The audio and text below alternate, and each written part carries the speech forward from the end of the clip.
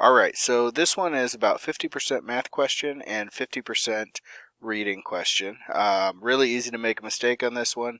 My guess is you looked at it and thought a whole lot of these were true, and you're exactly right. There are 3 of them that are true. Now, that being said, unfortunately, the question asks which of the following statements is false. Alright, so we're looking for a false statement here. We are in the correct format, right, which is dn over dt equals k times n times 1 minus n over the carrying capacity, and you'll see that as an L or a C. It just depends on the book you look at. All right, but this is the structure for a logistic. So we know the carrying capacity is 850, so that first statement is definitely true. All right, we know the point of maximum growth is half of that. All right, so the point of maximum growth is going to be at 425 for the n value.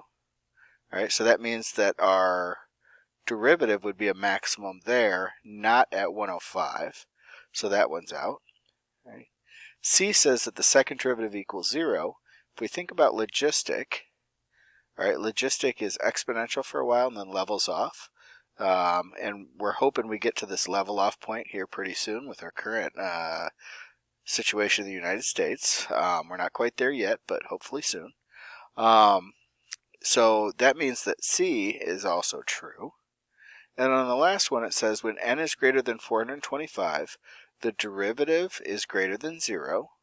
Right, so it's still increasing, but the second derivative is less than 0, which means it's concave down, and that matches exactly what happens out here on the right hand side of the graph. So when I look at this, there is one false choice out of these, and that is B. All right, so our correct answer on this one would be B. Hope that helps.